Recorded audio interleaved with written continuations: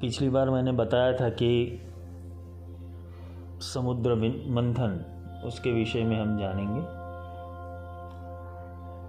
क्योंकि समुद्र मंथन से ही महालक्ष्मी का प्रागट्य हुआ था। जो लक्ष्मी देवताओं को छोड़कर, प्रकृति को छोड़कर, संसार को छोड़कर चली गई थी, उसका प्रादुर्भाव वो समुद्र मंथन से हुआ। यहाँ एक कारण ये भी समझ सकते हैं कि कहीं ना कहीं ये घटना हमारे भीतर भी होती है। हम भी वो महालक्ष्य से विस्मृत हो गए हैं, और महालक्ष्य से विस्मृत होने के बाद वो महालक्ष्मी का प्रागट्य हमारे भीतर होना जरूरी है। ये समुद्र मंथन और कुछ नहीं, एक साधना का पथ है, और वो साधना का पथ किसी न किसी क्षेत्र में जाकर शुरू होता है, जिसे हम हमारी भाषा में कहते हैं कि अवस्था आनी। साधक जब अपनी आध्यात्मिक अभ्यास या तो आध्यात्मिकता की शुरुआत करता है, तब उसके जीवन में बहुत सारी ऊर्जाओं को उसको सामना करना पड़ता है। वो पॉजिटिव भी होती है और नेगेटिव भी होती है। ज़्यादातर जो लोग कुंडलिनी के विषय में जानते हैं, कुंडलिनी अवेकिंग या तो कुंडलिनी सिद्धिकरण, अभी तो उसका बहुत सारा क्रेज़ चल रहा है, चक्रास और उसका। जब तक वो स्थिति को जानते नहीं कि मेरे साथ क्या क्या घटित होगा, देखो ये कोई अनुमान नहीं है, ये अभ्यास से पता चलता है। और हर एक मनुष्य का अलग अलग अनुभव होता है। ऐसा नहीं है कि हर एक मनुष्य को एक जैसा ही अनुभव हो, अलग अलग होता है। हर एक साधक की अवस्था अलग होती है, और हर एक साधक की मनोस्थिति अलग होती है। उसी की कैपेसिटी अलग होती है, उसकी धारणाएं अलग होती है, उसके संचित कर्म और संचित प्रारब्ध अलग होते हैं। ये समुद्र मंथन का विषय हमारे जीवन में बनता है जब हम साधना के मार्ग में अग्रसर होते हैं। ये पूरी घटना हमारे साथ बनती है, और ये जब घटना क्रम लेती है तो बहुत सारी चीजें अस्त व्यस्त हो जाती है, क्योंकि संसार वो बहिर्मुखी है और साधना वो अंतर्मुखी है। जब तुम अपने भीतर उतरते हो तो बाहर की चीज़ें इनबैलेंस होगी ही होगी, क्योंकि वहाँ तुम अपना ध्यान नहीं दे रहे हो, अपना फोकस नहीं दे रहे हो। मेरे पर काफ़ी लोगों के फ़ोन आते, वो ज़्यादातर आध्यात्मिकता चाहते तो है, लेकिन वो संसार से परेशान है। वो संसार से परेशान नहीं है, उनको ध्यान लग गया है आध्यात्मिकता के अंदर, या तो उनकी रुचि आध्यात्मिकता की ओर है। तो उनके लिए माया या माया के संलग्न जो भी चीज़ें होती है वो थोड़ी उनके लिए डिस्टर्बिंग होती है, उनको परेशान करती रहती। पर ये होगा ही। जितने भी साधक हो चुके, जितने भी अपनी साधना से कुछ सिद्धियां हासिल की है या तो एक अवस्था हासिल की है, उनके जीवन में ये घटना घटित होती ही है। उससे कुछ डरने की ज़रूरत नहीं है। तुम्हें अपना लक्ष्य और ध्यान दोनों फोकस करना पड़ेगा, क्योंकि ये लक्ष्य से ही तुम्हारी महालक्ष्मी मिलेगी। साधक जब ये साधना पथ के अंदर जाता है तो शुरुआत में उसे साधना के बारे में थोड़ी बहुत चीज़ें पता चलती है। चाहे पुस्तक से ले लो, शास्त्रों से ले लो, कोई योगाचार्य से ले लो, कोई ज्योतिष से ले लो। लोगों के अलग अलग परामर्श होते कि इस मार्ग से साधना करें। कुछ समझ में नहीं आता है तो खुद माला लेके, आसन लेके इंसान बैठ भी जाता है। कुछ समझने में नहीं आता है तो वो मंदिर पे जाके भगवान के सामने बैठ जाता है। और कुछ नहीं होता है तो अपने कमरे को बंद करके अपने रूम में एक शांति से एकांत के अंदर वो चला जाता है। एकांत का अर्थ ये नहीं है, एकांत का अर्थ अकेलापन नहीं है। अगर आध्यात्मिक परिभाषा को हम समझे तो एकांत का अर्थ होता है एक का अंत हो जाना। और वो एक का अंत वो एक का अंत ही अद्वैतता का स्वरूप है। एक होगा तो बहु होगा, अगर एक ही नहीं रहा तो कुछ नहीं रहेगा। एकांत का अर्थ ये भी है कि तुम अपने जीवन में हो रही सभी चीज़ों को अंतर्मुख करना चाह रहे हो। तुम कुछ खोज रहे हो,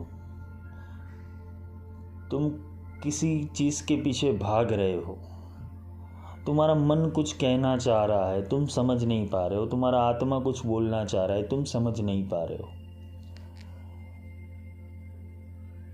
तुम्हारा शरीर साथ नहीं दे रहा है, तुम्हारा मन साथ नहीं दे रहा है, तुम अनइजीनेस फील कर रहे हो।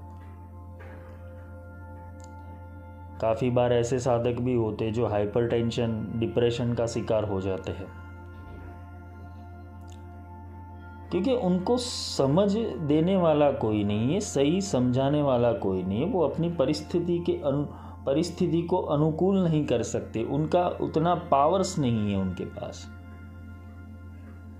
वो शक्ति, वो संचित शक्ति मन और विचार ले जाते हैं। जब तुम आनंद में होते हो तुम्हारी शक्तियाँ बढ़ती है, और जब तुम उदास होते हो, डिप्रेशन के अंदर होते हो, चिंता के अंदर होते हो, तो शक्तियाँ कम होने लगती है। जैसा मन सोचेगा वैसा शरीर होने लगेगा, उसकी इफेक्ट शरीर को भी पड़ती है। तो साधना पथ में अग्रसर जब होते हो तो ये साधना के अंदर जब तुम्हारे भीतर ये समुद्र मंथन की प्रक्रिया शुरू होती है, तुम्हारे देवता और तुम्हारे दानव के बीच, और उसका सूत्र वो रज्जु कुंडलिनी, जब ये मंथन होता है तो ऊपर से नीचे, नीचे से ऊपर, ये हर एक चक्र को बैलेंस करता हुआ या तो उसको जगाता हुआ वो ऊर्जा ऊपर की ओर आती है। और जब जब वो ऊपर की ओर आती है तुम्हें एक एक तत्वों की प्राप्ति होती है। परिभाषा अगर समुद्र मंथन की देखने जाए तो यही 14 रत्न है। ये एक समझ, एक घटना से प्राप्त होता है, एक अवस्था से प्राप्त होता है। ये किसी ने काल्पनिक चित्र तुम्हें दिखा दिया है, कल्पना में सब कुछ दिखा दिया है, एक टेलीविज़न वालों ने दिखा दिया है, वो एक चित्र है, किसी की कल्पना लगाई है कि भाई देवता ऐसे दिखते होंगे, दानव ऐसे दिखते होंगे, ब्रह्मा विष्णु महेश ने ये किया, महाकाली ने ये किया, महालक्ष्मी ऐसे प्रकट हुई, मोहिनी रूप धारण किया। तो ये सारी जो पुराणों की गाथाएं हैं उनको एक चित्र का स्वरूप दिया गया, तुम चित्र में फंस गए।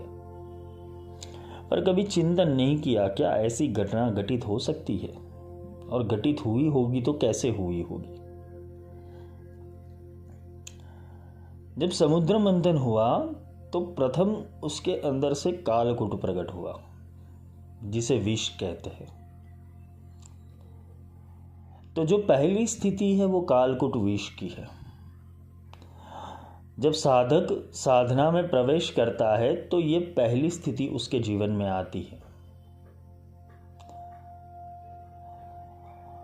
उसके अच्छे और बुरे विचारों के बीच रसाकसी होती है, जैसे ये समुद्र मंथन हुआ था। और जब पहला रत्न निकलता है वो कालकूट विष के रूप में निकलता है।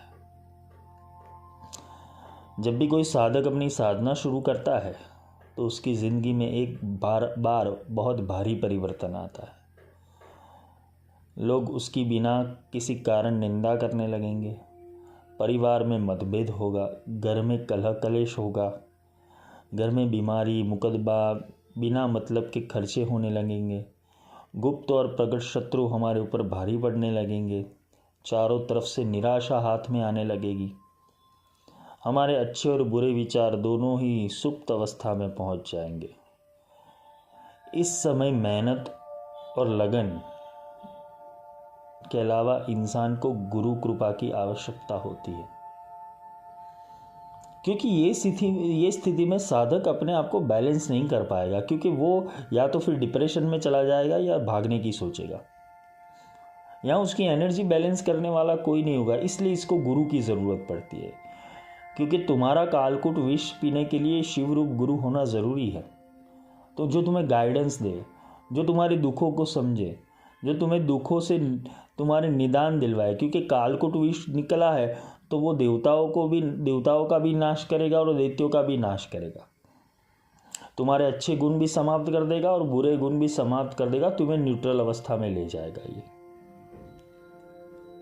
क्योंकि तुम खुद परेशान हो। तुम किसी को परेशान नहीं कर रहे हो, लोग तुम्हें परेशान कर रहे हैं, परिस्थितियां तुम्हें परेशान कर रही। तो यहां पे ये चक्र को समझने हेतु गुरु की आवश्यकता रहती है। कोई गाइडेंस होना चाहिए तुम्हारे पास, वो तभी जाके तुम इसमें से बाहर निकल पाओगे। अगर साधक वीर भाव वाला है, वो जुनूनी है, सूरा है, तो वो खुद ये परिस्थितियों में से खुद बाहर निकलेगा। किंतु अशक्त है, उसके पास कोई बैकग्राउंड नहीं है, तो गुरु उसको अपनी थोड़ी शक्ति या तेज देके उसको आगे बढ़ाते हैं। इसीलिए कहते हैं कि गुरु ज्ञान की औषधि जो खरी नीति से खाए, भव पीड़ा व्यापे नहीं, सकल रोग मिट जाए। गुरु ने जो वचन दिए है, गुरु ने जो सीख दी हुई है, उसके ऊपर, वो ज्ञान के ऊपर जब तुम चलने लगोगे तो तब तुम्हारी अवस्था बैलेंस होने लगेगी। ये कालकूट विष के क्षेत्र में साधक की पहचान है कि उसे मजाक या हंसी बिल्कुल पसंद नहीं होती। वह व्यक्ति खुद भी निराशा से भरी बातें करता है। वो डिप्रेशन की बात आकर, मुझे कुछ समझता नहीं है, मेरा कोई देखता नहीं है, मुझे समझने वाला कोई नहीं है, मैं कहाँ जाऊँ, मेरी मदद कौन करेगा, मुझे किसी पे विश्वास नहीं है। और लोगों से भी यही उम्मीद करता है कि लोग उसे दिलासा दें, उसकी हाँ में हाँ मिलाए, और उसको पूरी दुनिया दुश्मन जैसे लगने लगती है। ये एक्चुअल में ये चीज़ें बनती है। आप ज़्यादातर अनुभव करोगे जो साधना मार्ग में है, वो थोड़ा डरा हुआ रहेगा शुरुआत के समय के अंदर, जब तक उसके अंदर वीर भाव नहीं आता। क्योंकि जब वो सब सहारे छोड़ देता है ना, सबका हाथ छोड़ देता है, तब परमात्मा उसका हाथ पकड़ता है। तब वो मूल चेतना, वो परब्रह्म की सत्ता उसका हाथ पकड़ती है। जब तक तुम निराधार नहीं होगे तो तुम्हें आधार देने वाला कोई नहीं आएगा। इसीलिए बोला गया कि निरालंब राम है सबसे न्यारा, जिसने सबका आधार छोड़ दिया है। तो आधार छूटेगा कैसे? कि जब एक एक करके तुम माया को छोड़ोगे नहीं, माया अपने आप तुमसे परेशान होके चली जाएगी। माया अपने आप तुमसे परेशान होके चली जाएगी, ये सुधरने वाला नहीं है। माया भी तुम्हारा कुछ नहीं बिगाड़ेगी। फिर मन एक अवस्था तक तुम्हें परेशान कर सकता है, विचार एक अवस्था तक तुम्हें परेशान कर देता है, किंतु जब आप अपनी मूल स्थिति पे आते हो, मूल तत्व के ऊपर आ जाते हो, मूल उद्देश्य के ऊपर आ जाते हो और अपने लक्ष्य को साधने हेतु अपनी सारी ऊर्जा लगा देते हो, तो मन भी तुम्हारे सपोर्ट में आ जाएगा। मन फिर कागा से हंस बन जाएगा। इस समय में समस्त तरीके से तुम्हें गुरु कृपा, गणेश कृपा, इष्ट कृपा, कुल देवी की कृपा, कुल देवताओं की कृपा, पितरों की कृपा, माता पिता और बुजुर्गों के आशीर्वाद, पुरोहित साधुओं के आशीर्वाद इस समय में हमारी सहायता करते हैं। तुमने इसे और कुछ नहीं किया, इसे प्रारब्ध में संचित पुण्य कहते हैं, क्योंकि आध्यात्मिकता का उदय भी संस्कार से ही होता है। तुम्हारी डीएनए में होगा तो ही निकलेगा, या तो तुम्हारी आत्मा के अंदर वो बीज पड़े होंगे तभी वो जाके बाहर निकलेंगे। तुमने किसी से आशीर्वाद कमाए, कुछ पुण्य कमाया हुआ है, तब जाके ये सारी चीज़ें तुम्हारे साथ बनेगी और घटने लगेगी।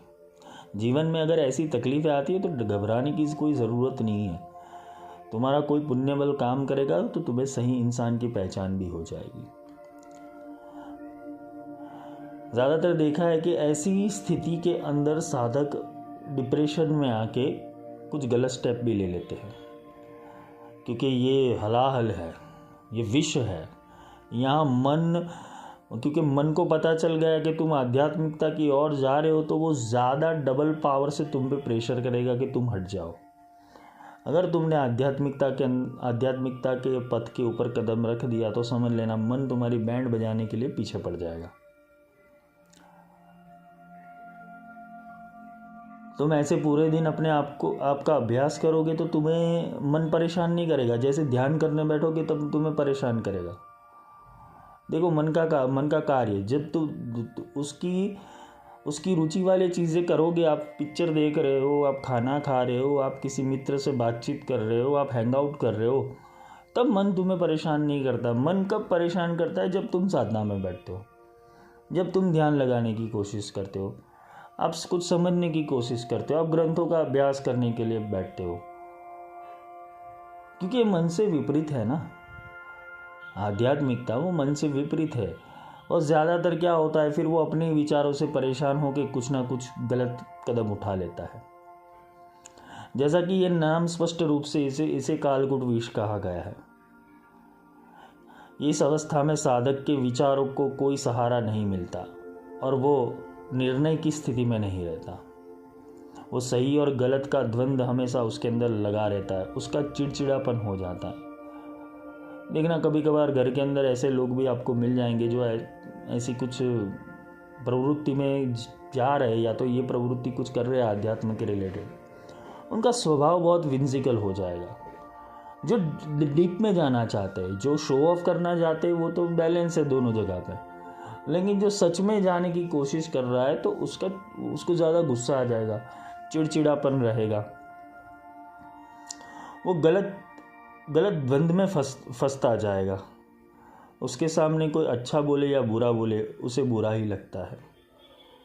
एक पल उसे अपने घर का भान होता है, दूसरे पल में उसे वैराग्य की भावना हो जाती है। इसी समय में उसे सहारा देने के लिए एक पावर, एक शक्ति चाहिए, और जो उसे साकार रूप में मिले, क्योंकि निराकार उससे बात नहीं कर सकता और आकार वो उसके समझ में नहीं आएगा। तो ऐसे लोगों को हमेशा एक गाइडेंस की ज़रूरत होती है। तो वहाँ कोई तुम्हें आध्यात्मिक गुरु मिलता है और वो तुम्हें बैलेंस करवाता है, तुम्हारी एनर्जी को बैलेंस करता है। जैसे कि जिस प्रकार भगवान शिव ने ये कालकूट विष को पी लिया और भगवती शिवा ने सहारा देकर वो विष को गले से नीचे नहीं उतरने दिया, क्योंकि अगर नीचे उतर जाता तो वो संसार में वापस चला जाता। एक प्रक्रिया है, जब ऐसी घटना आती है तो भीतर के शिव को प्रकट करने की ज़रूरत है, भीतर के शक्ति को प्रकट करने की ज़रूरत है, भीतर के आत्म तत्व को प्रकट करने की ज़रूरत है।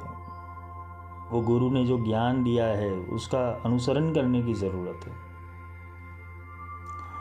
और बहुत से ऐसे साधक हैं जो इसी स्थिति में पूरी ज़िंदगी निकाल देते हैं, क्योंकि उनकी जो कुंडली नहीं है वो यहाँ आके रुक जाती है। विशुद्ध प्राण हरणा, क्योंकि प्राण का ज़्यादा हरण तो यही कालकूट विष कर लेता है। प्राण यानी चेतना, और चेतना कहाँ फंस जाती है? मन और उसके विचारों के द्वंद्व में, जो पूरी जिंदगी से स्थिति में फंसे रहते और खुद भी दुखी होते और दूसरों को भी दुखी करते हैं। उनका दुख दूसरों को भी लग जाता है। तो अगर ऐसी एनर्जीज है तुम्हारे आसपास तो उसे बैलेंस करो सही ढंग से। शुरुआत में जब साधक ध्यान मार्ग में जाता है या साधना मार्ग में जाता है, इस समय कई व्यक्तियों के सिर हिलने लगते हैं और कई उल्टी सीधी हरकत करने लगते हैं, जिससे कई बार परिवार वाले परेशान हो जाते हैं, जिससे बोलते हैं कि कुंडलिनी के अंदर वाइब्रेशंस आना, तुम्हारा शरीर हिलने डोलने लगेगा, तुम्हें कुछ वाइब्रेशन महसूस होने लगेंगे, तुम्हारा सर आगे पीछे दाएं बाएं वो हिलता रहेगा, और लोग तुम्हें मानसिक रोगी भी घोषित कर सकते हैं और उसे मनोचिकित्सक की कभी कभार दवाइयाँ भी खानी पड़ती है।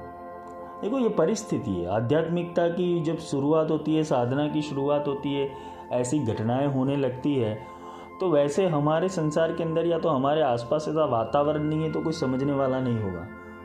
वो ऐसा ही समझेगा ये इंसान पागल हो गया है, या तो इसके अंदर बुद्धि नहीं है, या तो कि या ओवर रिएक्ट कर रहा है हर चीज़ के अंदर। पर ऐसा नहीं होता है, क्योंकि उसकी मन की जो सारी शक्तियाँ है वो धीरे धीरे करके अलग हो रही है। वो अंदर से डिपार्ट हो रहा है धीरे धीरे, वो डिटैचमेंट की ओर जा रहा है। जब डिटैचमेंट की ओर जाएगा तो कोई भी उसे नॉर्मल नहीं समझेगा, उसे एबनॉर्मल समझेगा। कभी कभी खुद इंसान खुद को ही एबनॉर्मल समझ लेता है कि मैं कहीं साइको तो नहीं हो गया, लोग मुझे पागल कहते हैं। क्योंकि साधना में ऐसी अवस्थाएं आती हैं। ये तो प्रथम अवस्था है, क्योंकि प्रथम अवस्था ही पार करनी है, बाकी तो सब काम के ही रत्न आने वाले। इस स्थिति में फंसे साधक को महामाया के 8 पाश, जैसे काम, क्रोध, लोभ, मोह, अहंकार, मत्सर, दया, घृणा कसकर पकड़ लेते हैं। ऐसे लोग जो इस स्थिति में फंसे होते हैं वह प्रायः ये शिकायत करते हैं कि जो लोग भगवान, देवी देवता, पितरों को नहीं मानते वह सबसे ज़्यादा खुश है। तुम अगर किसी वस्तु के ऊपर श्रद्धा रख रहे हो, किसी देवी देवता के ऊपर श्रद्धा रख रहे हो, और तुम ऐसी स्थिति में फंस चुके हो, तो तुम्हारा एक जैसे बोलते हैं ना कि एंटीबॉडी बनना, वैसे ही एंटी माइंड बन जाता है। वो विरोध करना शुरू हो जाएगा। मैं भगवान को नहीं मानता, मैं किसी देवी देवता को नहीं मानता, मैं किसी उपासना को नहीं मानता। वहाँ एनर्जी डिस्टर्ब हो गई। ये हर एक के जीवन के अंदर, जिसके जीवन के अंदर कुछ ना कुछ ऐसे पॉजिटिव वाइब्रेशन या तो ऐसे आध्यात्मिक शक्ति क्रिया हो चुकी है, उसके जीवन में ये घटना बनेगी। वो पहले बिल्कुल नास्तिक हो जाएगा, वो किसी भी चीज़ के ऊपर विश्वास नहीं करेगा। उनको ऐसे लगेगा ये लोग नहीं मानने वाले, वो लोग ज़्यादा खुश है, मैं ही मानने वाला हूँ, मैं डिप्रेशन में हूँ, मैं दुखी हूँ। उन्हें अपने और अपने परिवार को छोड़ के सब दुनिया सुखी लगती है। देखो ये पैटर्न बनाता है माइंड कि तू छोड़ दे, तो ये रास्ता छोड़ दे। देख लो दूसरे लोग कितने सुखी है, लोग अपनी ज़िंदगी को कैसे जी रहे। तो ये साधक बनना कोई आसान काम नहीं। साधक के जीवन में ऐसी परेशानियां आएगी ही आएगी। बुद्ध के जीवन में सर्व ऐश्वर्य था, फिर भी उनको एक रंज था कि मैं सत्य के पास नहीं हूँ, मैं बुद्धत्व के पास नहीं हूँ, मैं ज्ञान के पास नहीं हूँ। इतना सारा सब कुछ होने के बाद भी बुद्ध को दुख था अंदर, जब तक वो बुद्ध नहीं बने। वो सिद्धार्थ थे पहले, फिर बुद्ध बने। तो घटनाएं अमीरी गरीबी देख के नहीं आती है, तुम्हारी परिस्थिति देख के नहीं आती है, तुम्हारे बीज देख के आती है। लॉ ऑफ अट्रैक्शन तुम्हारे थॉट्स, तुम्हारी परिस्थिति, तुम्हारा कल्चर, तुम्हारा लिविंग स्टाइल, उससे कुछ लेना देना नहीं है लॉ ऑफ अट्रैक्शन से। लॉ ऑफ अट्रैक्शन तुम्हारे सीड्स से होता है, वो बीज से होता है। जैसा बीज होगा वैसा आकर्षण होगा। और जब साधना पथ के अंदर जा रहे हो तो ये सारी चीजें हमेशा तुम्हें सामना करनी पड़ेगी। ये एक ऐसा क्षेत्र है जहां इंसान का कोई जोर नहीं चलता, वो सिर्फ छटपटा सकता है। उसको सिर्फ सहारा, बोलते हैं ना कि डूबने वाले को तिनके का सहारा चाहिए, वैसे वो छटपटा रहा है कि क्या करूं, कहाँ जाऊं, किससे बात करूं, लेकिन वो कुछ नहीं कर सकता। जो चाहता है उसके हाथ में कुछ भी नहीं। यहाँ पर उसके पाखंड सारे छल कपट धरे रह जाते हैं। और दूसरों के सामने जो चाहे दिखावा कर ले, लेकिन उसकी आत्मा अंदर ही अंदर उसको कचोटती रहती है। वो बाहर नॉर्मल बनने का प्रयास करेगा, लेकिन उसको अंदर से पता है कि नहीं, कुछ नॉर्मल नहीं है, कुछ प्रॉब्लम है। ये लाइफ के अंदर, ये माया के अंदर, ये संसार के अंदर, मेरे जीवन के अंदर कुछ प्रॉब्लम है। उसको अंदर से इंडिकेशन मिलता रहता है। उसे धिक्कारती रहती, उसको बार बार स्मरण करवाती कि तुम वो नहीं हो जो दिखावा कर रहे हो। कुछ समय के लिए तुम लोगों को लूट सकते हो, लेकिन उसकी लाठी जब चलने लगती है तब एक झटके में हलक में हाथ डाल के सब निकाल देती है। तुम्हारा आत्मा अंदर से बोलने लगेगा कि ये सारा छल कपट छोड़ दे।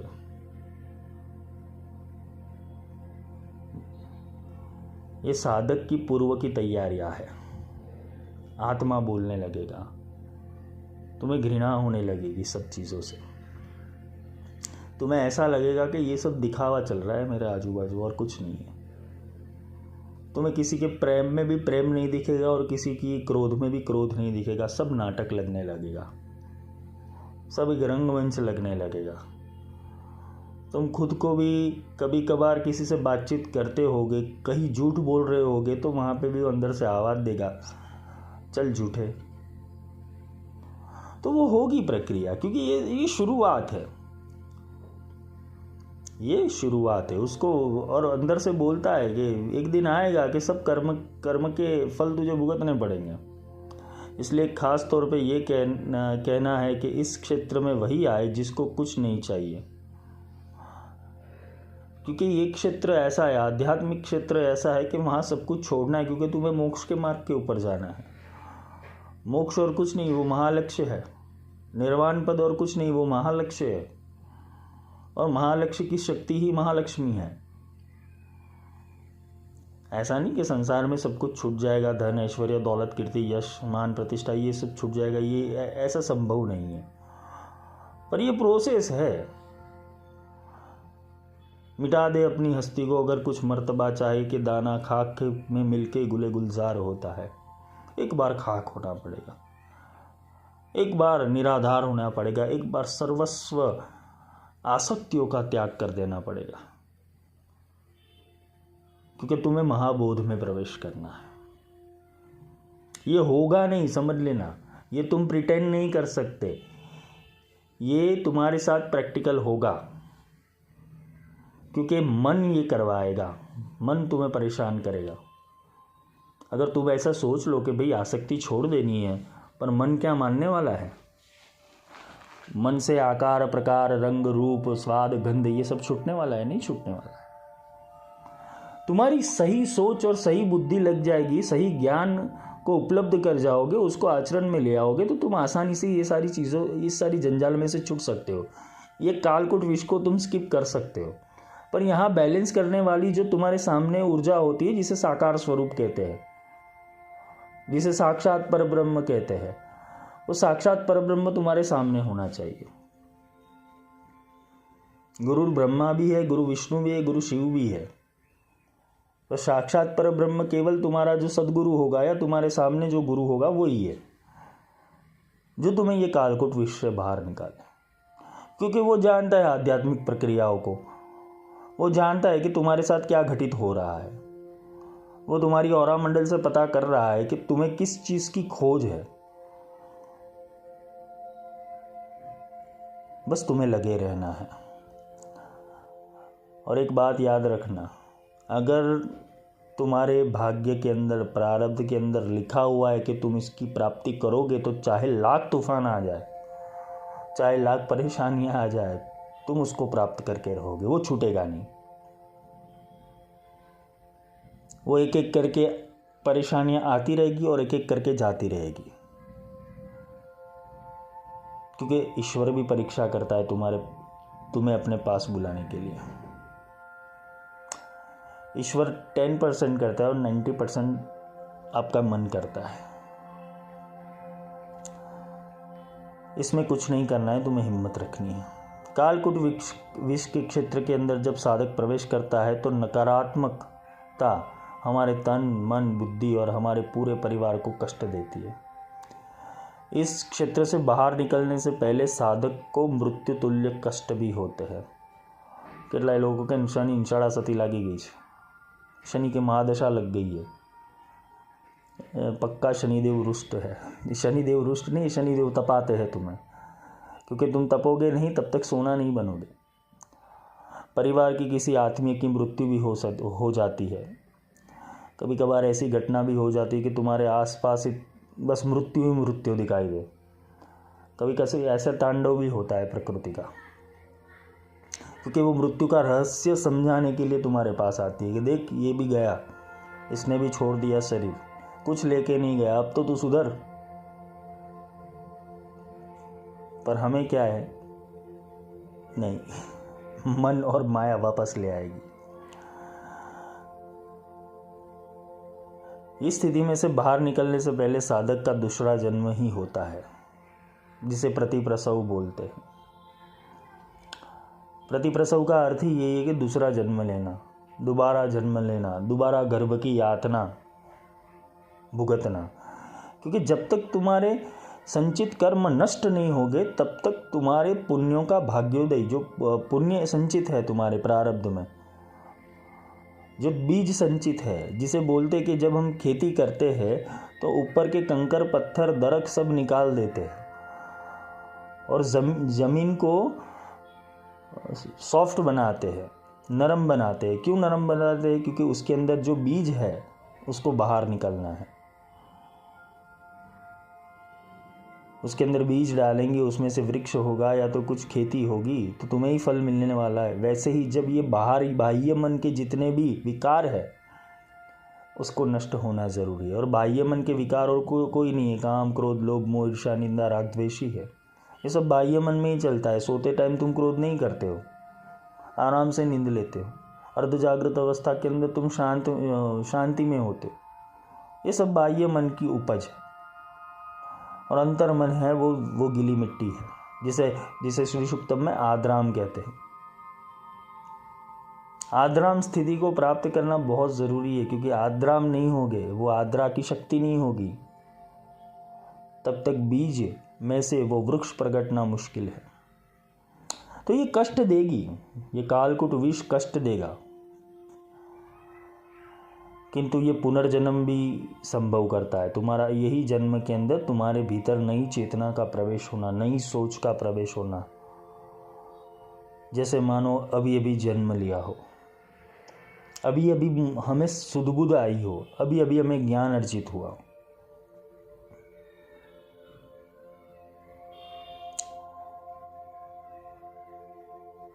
जब कालकूट क्षेत्र के अंदर जब ये सब चीज़ें होती है तो सही मायनों में वो द्विज बन जाता है। अगर वो दोबारा से भ्रष्ट होकर फिर से वापस कालकूट क्षेत्र में प्रवेश न कर जाए तो वो द्विज ही रहेगा। ये वो बन जाता है। अगर ऐसा हो गया, मन में दृढ़ निश्चय हो गया, या तुम्हारा आत्मबल जागृत हो गया, तो तुम वापस इस काल चक्र के अंदर फंसोगे नहीं। तुम्हें दुख स्पर्श नहीं कर पाएगी। तुम दुख को देख तो सही पाओगे, लेकिन दुख तुम्हें स्पर्श नहीं कर पाएगा, क्योंकि तुम्हारे लिए वो सब नाटक है। तो ये स्थिति कालकूट विष की रहती। इस समय होता क्या है, इस समय बहुत ज़्यादा निंद्रा आती है, इंसान बहुत सोता भी है, उसको कुछ नहीं होता है। कुछ भी हो जाए, विचार आने लगे, वो सो जाएगा। कुछ भी कोई बोल लिया, सो जाएगा, वो अपने एकांत में चला जाएगा। या फिर अनिंद्रा की भी शिकायत हो सकती है, या तो नींद ही कम हो जाए, सिर्फ 2-3 घंटे सोता है दिन के। ये दोनों स्थिति हो सकती है। इस स्थिति में साधक को सबको अपने अनुभव सुनाने की कोशिश करनी चाहिए। इसे बहुत कम लोग समझ पाते। वह हर किसी को अपने इष्ट और गुरु की महानता के बारे में नहीं बताते,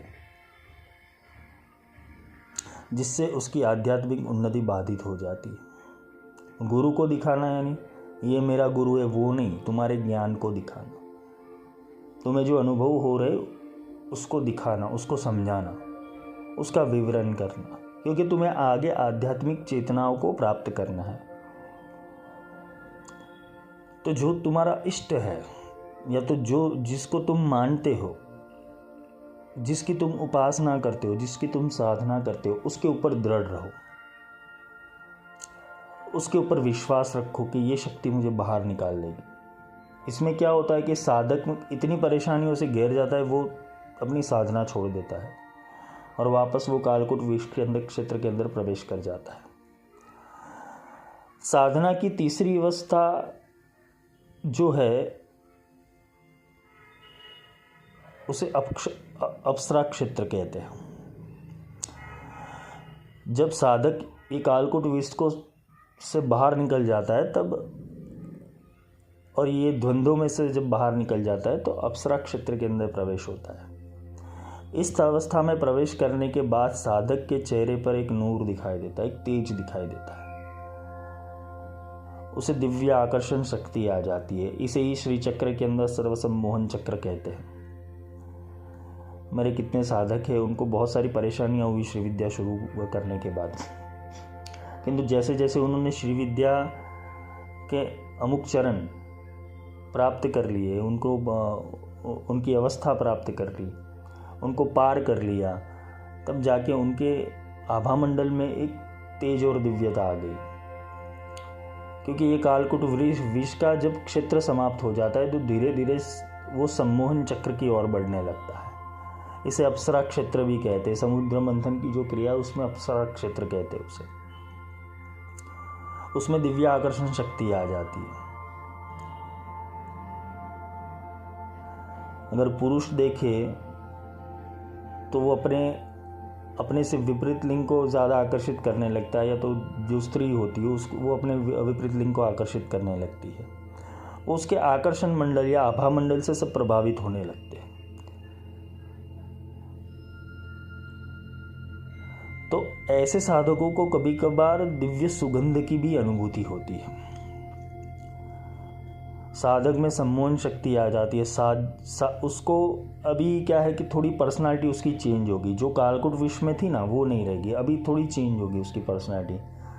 उसको सजने धजने में, उसको बोलते हैं ना कि मेकअप करने में, या तो एक पर्टिकुलर अपनी पर्सनालिटी को डिफाइन करने के लिए वो सारी चीज़ों को अपनाएगा।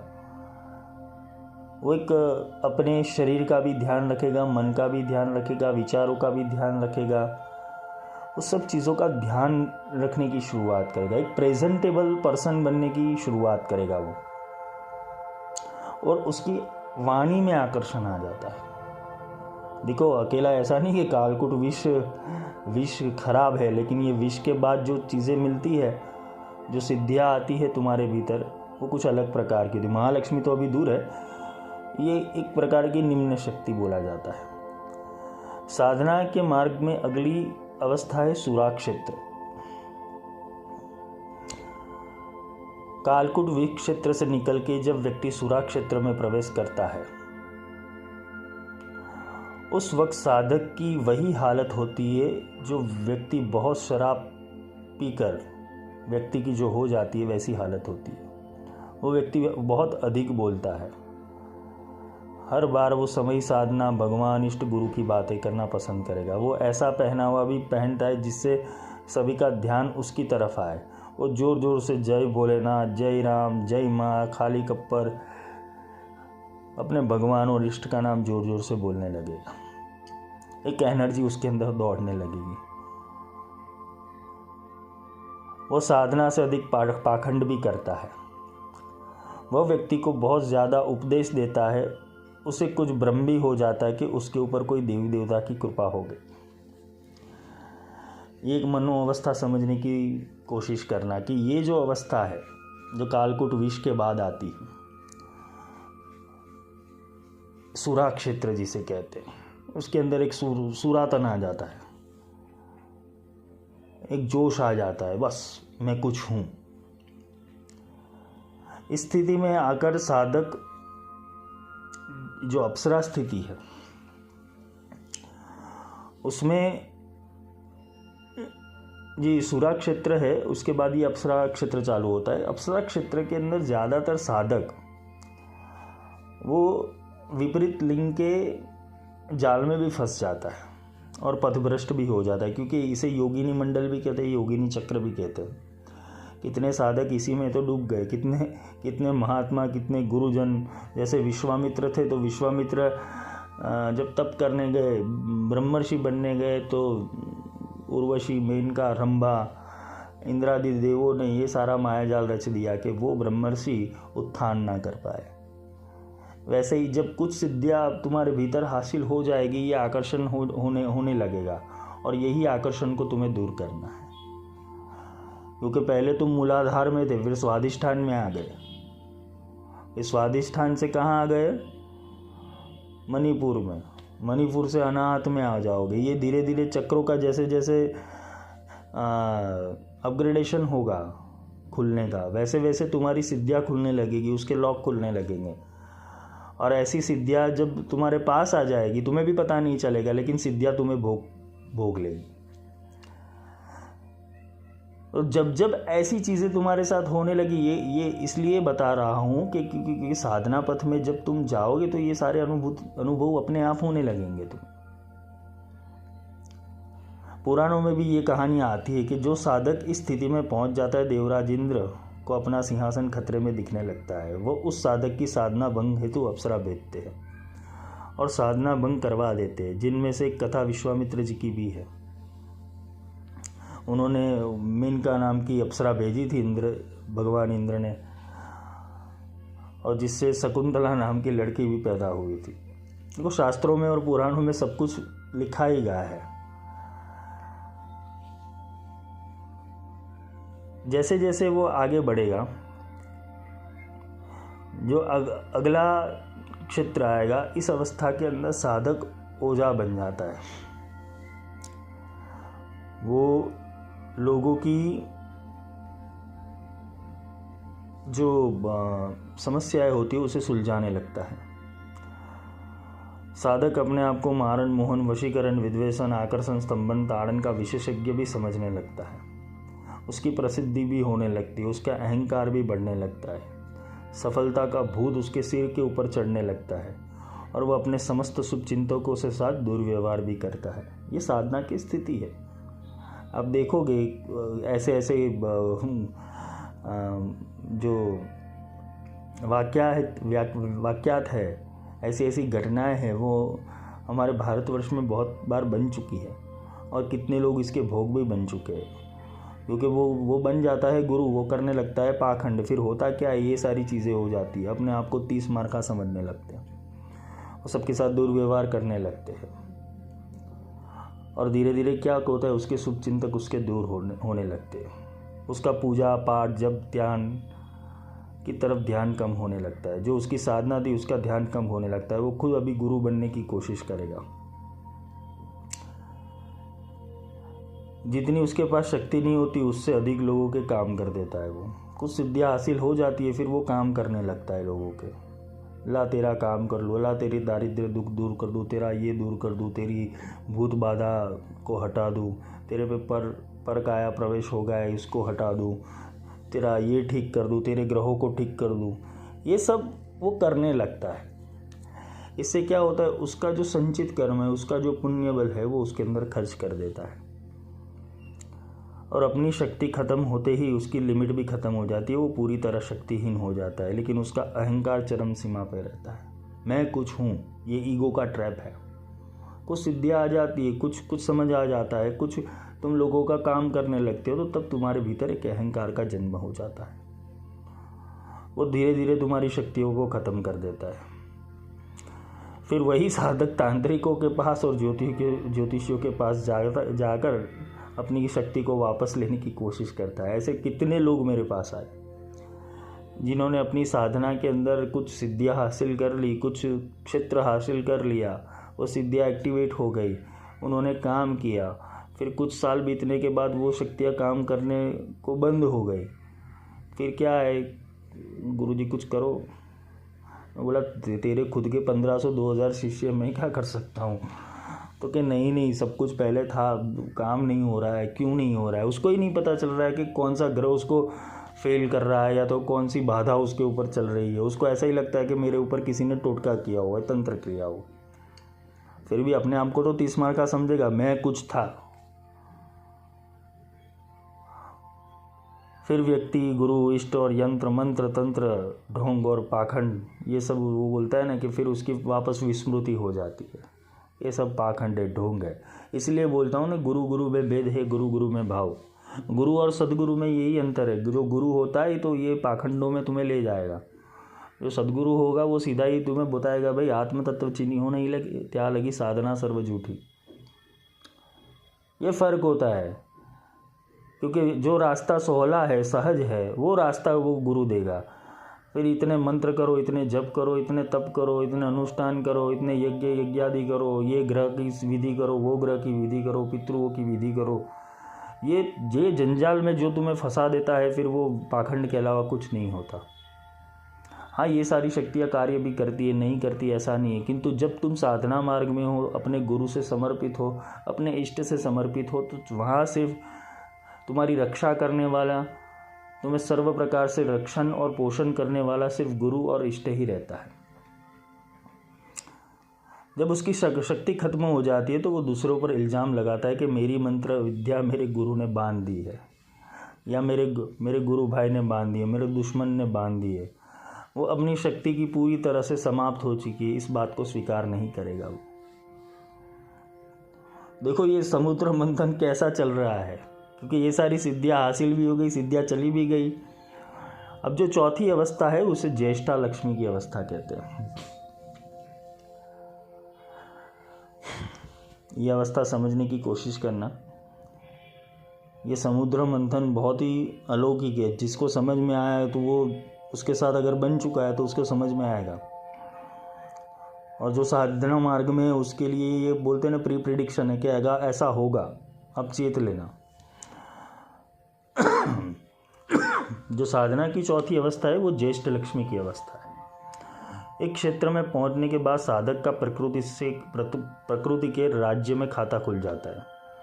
जितनी उसकी पूंजी होती है वह अलग और इससे अतिरिक्त लिमिट भी बन जाती है।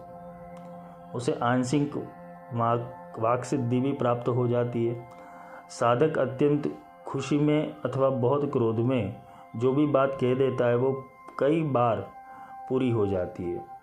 लोगों के भूत भविष्य का भी साधक को थोड़ा बहुत एहसास होने लगता है। साधक को ऐसा लगता है कि उसे बहुत बड़ी सिद्धि प्राप्त हो गई है। वह इस अवस्था में लोगों के काम करने लगता है, जिससे उसे आंशिक सफलता भी मिलती है।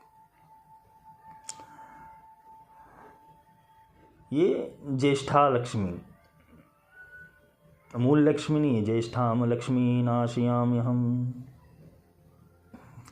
सिद्धिया लक्ष्मी नहीं है। किसी का काम करना, भूत भविष्य वर्तमान कहना, ये सब तुच्छ सिद्धियाँ है।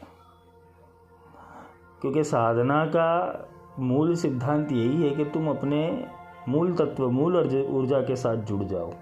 ये सब छोटी बहुत मोटी चीज़ें तो आती रहेगी।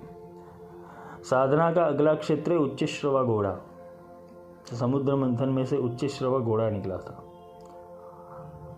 इस क्षेत्र में पहुंचने के बाद व्यक्ति में अद्भुत कार्य क्षमता की प्राप्ति हो जाती है।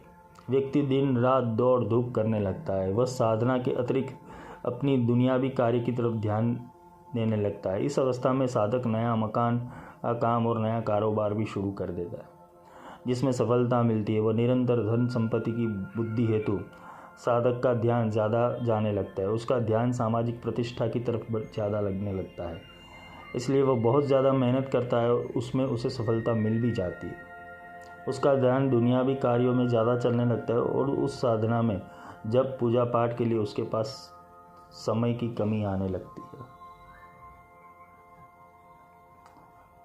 जिस चीज़ से, जिस पुण्य से तुम्हें सब कुछ प्राप्त होने लगता था, वो चीज़ तुम्हारे हाथों से धीरे धीरे चली जाएगी। क्योंकि मन जो तुम्हारे पास कुछ नहीं था, तुम्हें कंगाल कर दिया था, बर्बाद कर दिया था, सब कुछ छीन लिया था, वो वापस देने लगेगा। क्योंकि परीक्षा ऐसे भी होती है, पहले तो माया छीन ली, तो अभी क्या हो गए, निराधार हो गए, चलो परमात्मा की शरण में। अभी परमात्मा की शरण में साधना शुरू की। साधना करने के बाद थोड़ी बहुत शक्तियाँ आई, सिद्धियाँ आई, कार्य होने लगे। फिर वही साधना को धीरे धीरे इंसान बंद कर देता है। ऐसे समय में साधक अपनी समस्त साधना शक्ति का प्रयोग अपने तथा अपने परिवार की भलाई के लिए खर्च कर देता है। साधक का सारा ज्ञान सामाजिक प्रतिष्ठा बढ़ाने में लग जाता है। ऐसे समय में कई बार साधक अनैतिक कार्यों के द्वारा भी धन प्राप्ति करने की कोशिश करने लगता है, जिससे उसकी साधना में बहुत अधिक विघ्न आते हैं। फिर वो शॉर्टकट ढूंढने लगेगा। देखो, ये यहाँ तक माइंड है, मन है। जो कुछ नहीं मिला था उसको सब कुछ प्राप्त करने हेतु वापस वो वही दौड़ लगाएगा। यही तो कर रहे हम। बगलामुखी की साधना क्यों कर रहा है इंसान? शत्रु ना नड़े, कर्जा हो गया है, कोर्ट कचहरी है। लक्ष्मी की साधना क्यों कर रहा है? पैसा कमाना है, धन कमाना है, प्रतिष्ठा कमानी है। क्यों कर रहा है? बस यही, इसीलिए तो कर रहा है। वो बैलेंस नहीं हो रहा है, वो ज़ीरो नहीं हो रहा है, वो अपनी आत्मशक्ति की ओर नहीं बढ़ रहा है। क्योंकि आत्मशक्ति की ओर दौड़ लगाने वाले के मार्ग में अगर ये सारी चीज़ें आती भी है तो वो निगलेक्ट करेगा। वो अपनी साधना पे ध्यान देगा, अपने जप पे ध्यान देगा, अपने गुरु मंत्र, इष्ट मंत्र के ऊपर ही ध्यान देगा।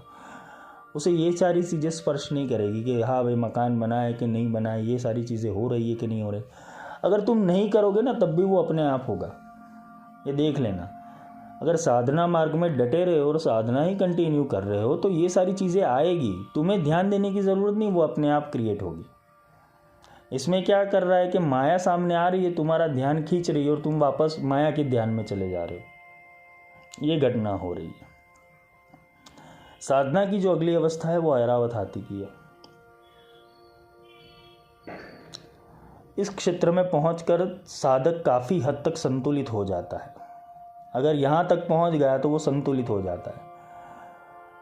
लेकिन जहाँ उसके बहुत से प्रशंसक होते हैं वही उसको ज़्यादा उसको गालियाँ देने वाले और बुरा भला कहने वाले भी होते हैं। प्रशंसक साधक का मान सम्मान करते हैं और निंदक उसके पीठ पीछे भरपूर निंदा। लेकिन इस क्षेत्र में साधक ना तो प्रशंसा से खुश होता है ना निंदा से विचलित होता है।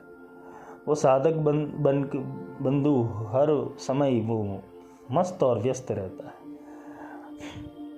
मजाक उसके स्वभाव में रच बसता है। कोई भी व्यक्ति उसके नज़दीक जाकर यही महसूस करता है जैसे उस साधक ने उसकी बात को ध्यान से नहीं सुना, बल्कि उसने उसकी हर बात को मजाक में उड़ा दिया। इसी मजाक की बहुत से लोग उसके दुश्मन बन जाते हैं और उसकी पीठ पीछे भयंकर निंदा भी करते हैं।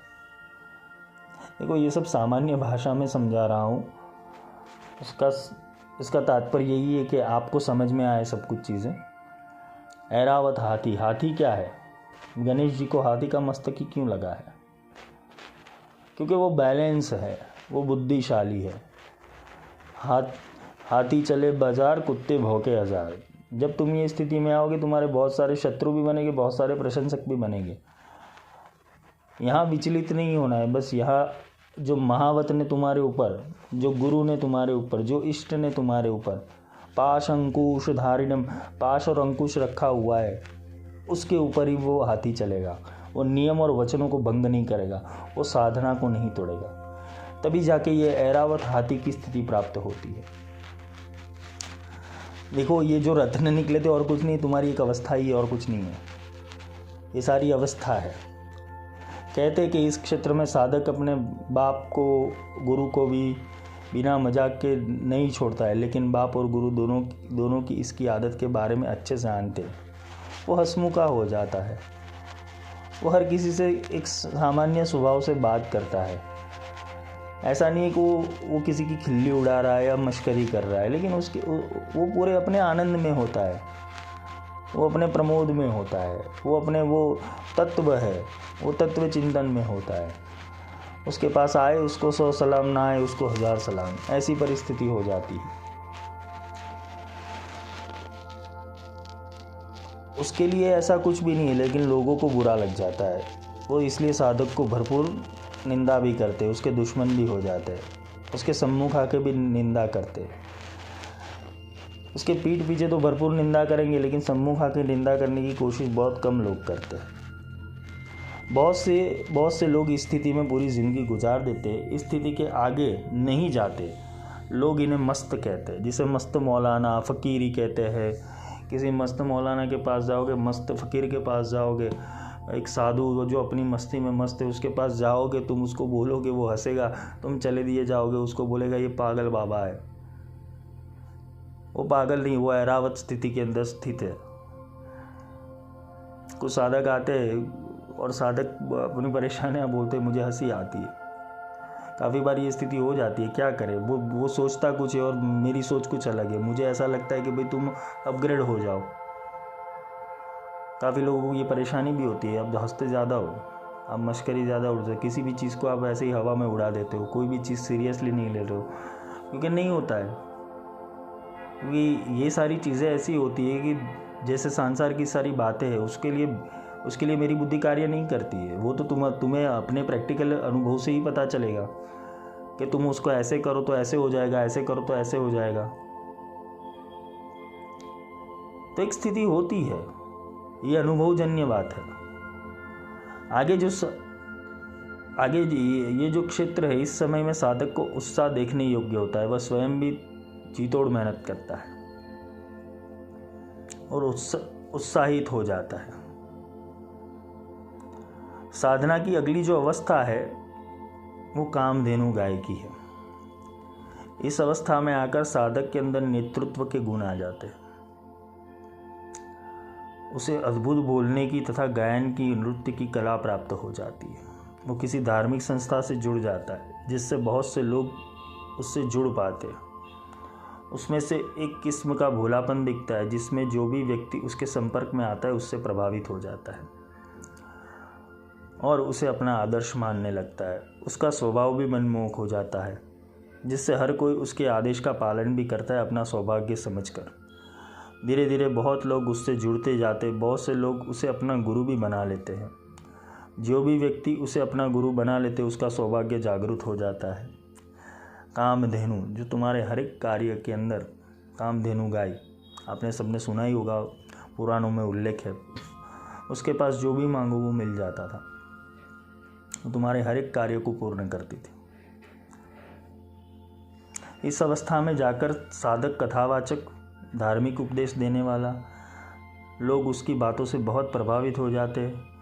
वह अपने आसपास आने वाले हर एक व्यक्ति को बढ़िया सलाह देता है, जिससे उसे यशमान के साथ धन की भी प्राप्ति हो जाती है।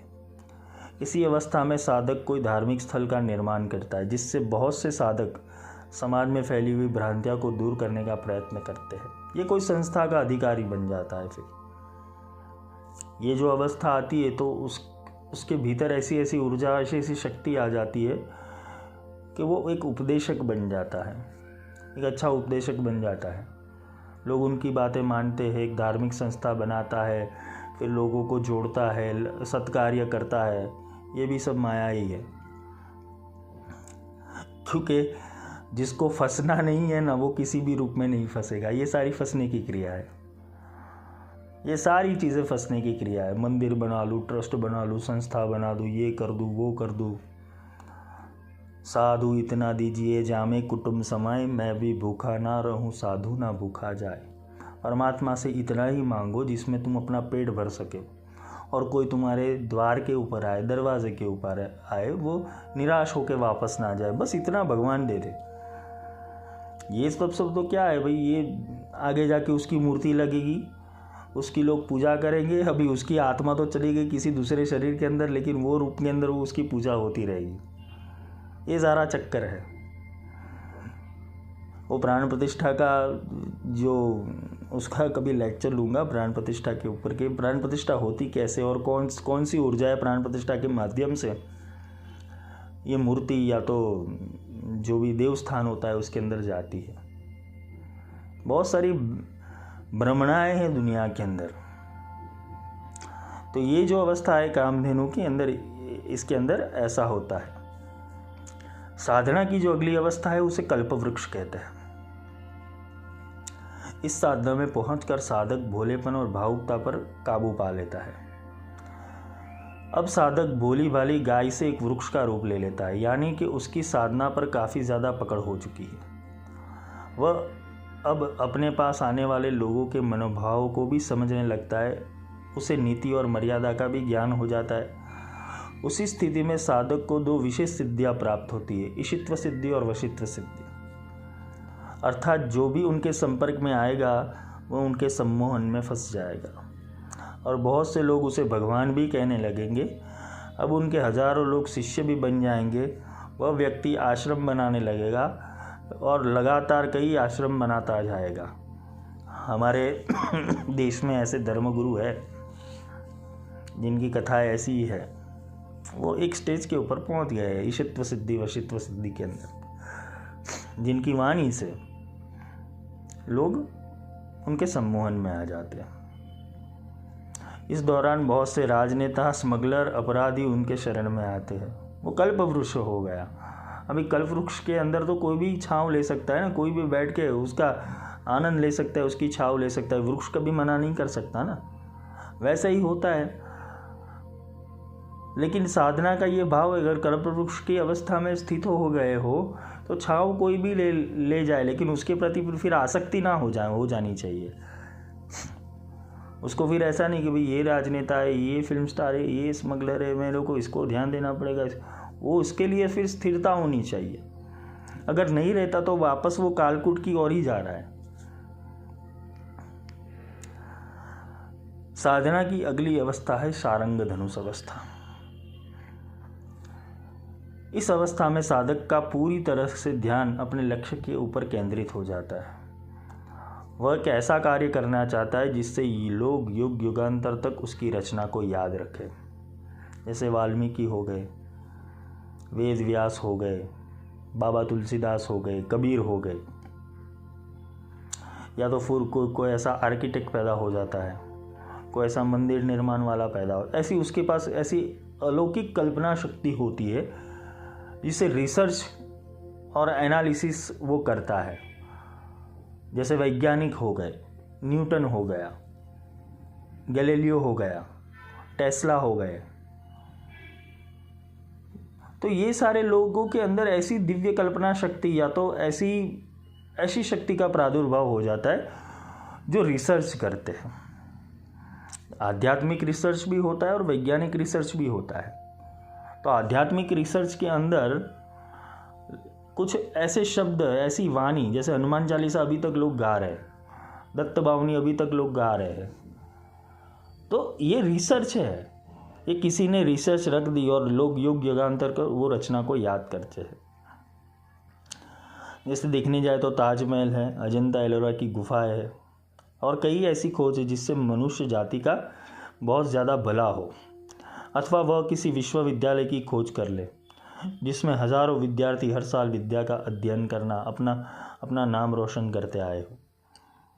वह व्यक्ति का ध्यान देश प्रदेश की सीमाओं से लांघकर विश्व कल्याण की तरफ केंद्रित हो जाता है। तो ये जो सारंग धनुष की अवस्था है वो विश्व कल्याण हेतु वसुधैव कुटुंबकम, जैसे विवेकानंद हो गए। लोगों को अपनी सोच से, अपने संकल्प से, अपने ज्ञान से उसके अंदर परिवर्तन लाया। अलग अलग विचारधाराएं, अच्छे ज्ञान का कोश लोगों को दे के गए। साधक कुछ ऐसा निर्माण कर देता है जो बिल्कुल अनूठा और बेजोड़ हो। परमात्मा की तरह ऐसे कलाकृति न जैसे पहले थी न कभी बाद में बनेगी। विश्व प्रसिद्ध के अभी तक के 7 ऐश्वर्य ऐसे हैं जो आज भी लोग याद करते हैं। इस अवस्था में का साधक जो भी कुछ अपने लिए मांगता है या अपने अनुचरों के लिए मांगता है वो भगवान उसको सहजता से प्राप्त करवा देते हैं। इस समय में बहुत से दुष्ट लोग और अत्यंत संवेदनशील स्वभाव का होने के ऊपर लोग इनका फ़ायदा भी उठाते हैं और बाद में उनको धोखा भी देते हैं। इस अवस्था में साधक को हमेशा राजनीतिक या स्मगलर अपराधियों के प्रलोभनों से बचकर रहना चाहिए। अगर किसी की लोभ लालच की वजह इनका तालमेल बनाएंगे, निश्चित ही इसकी सज़ा भी भुगतनी पड़ेगी और उसका पतन होकर हमेशा के लिए कालकूट क्षेत्र में फंस जाएगा। मैंने आगे जैसे समझा है कि ऐसा होगा, वो रिवर्स भी आएगा, क्योंकि ऊपर चढ़े हो, एक भी गलती हुई तो नीचे सीधा गिर जाओगे। तो जैसे जैसे सिद्धियाँ आती जाती, इंसान को मौन और स्वतंत्र रहना चाहिए। अपने पास ज़्यादा भीड़ नहीं रखनी चाहिए। ये भीड़ भाड़ वाला खेल है, वो फिर इंसान को बिगाड़ देता है। तो आगे की जो अवस्थाएं हैं वो उसका अभ्यास हम कल करेंगे। होप कि ये लेक्चर आपकी साधना पथ के लिए काम आएगा, क्योंकि इसमें ये सारी चीज़ें बताई है कि जैसे जैसे साधना के स्तर बढ़ते जाएंगे ना, वैसे वैसे तुम्हारे भीतर इतने सारे परिवर्तन होंगे।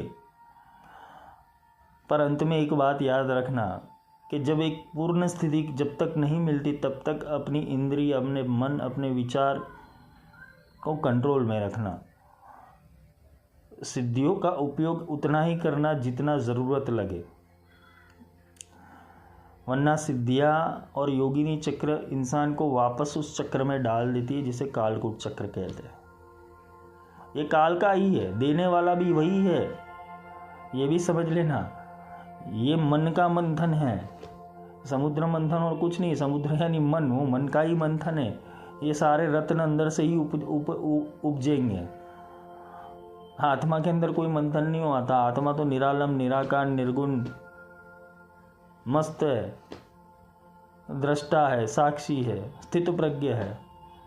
उसको कुछ सिद्धियों का असर नहीं होता है। या तो सिद्धियाँ उसके पास आती है तो वो भी ऐसे पैरों में पड़ी रहती है, उसको कुछ सिद्धियों का असर नहीं रहता है। ना सिद्धियाँ उसको कुछ दे सकती, ना कुछ बिगाड़ सकती, ना वो मांगता है ना किसी से लेता है। उसको तो यही है बस, क्या कब ये ख़त्म हो जाए, कब ये जंजाल ख़त्म हो जाए। सब कुछ छोड़ के बैठोगे ना, तब मज़ा आएगा। क्योंकि सिद्धियाँ ईगो का ट्रैप है और कुछ नहीं। और ये सारी अवस्था आएगी जीवन में। जैसे जैसे तुम अपने आप को सिद्ध करते जाओगे वैसे वैसे ये अवस्थाएं आएंगी। तुम्हें कुछ अच्छा करने का मन होगा, लाओ चलो आश्रम बना लो, लाओ चलो ट्रस्ट बना लो, लाओ चलो लोगों की सेवा कर दो, लोगों के दुख दूर कर दो। पर अवस्था तभी महान बनेगी जब तुम लोगों को अपने पैरों पे खड़ा कर दोगे। आधार तब तक ही बनो किसी का जब तक वो अपने पैरों पे खड़ा नहीं होता। फिर उसको छोड़ दो, उसका हाथ छोड़ दो, फिर आगे की यात्रा तू अपने आप तय कर। गुरु का काम इतना ही है, गुरु का काम इतना ही है, तुम्हें अपने पैरों पे खड़ा करना। खुद अपनी मंजिल तय करो, खुद अपना लक्ष्य तय करो, तुम्हें क्या प्राप्त करना है। क्योंकि ये सारा मार्ग है। जैसे बड़ौदा से बॉम्बे जाते तो बीच में कितने सारे रेस्टोरेंट, अलग अलग रेस्टोरेंट आए। इसमें से ढाबा भी आएगा, 3 स्टार भी आएगी, 2 स्टार भी आएगी, 5 स्टार भी आएगी। कहीं पर रुकना मत, अपने लक्ष्य के ऊपर पहुंच जाओ पहले। तो आगे का लेक्चर कल करेंगे।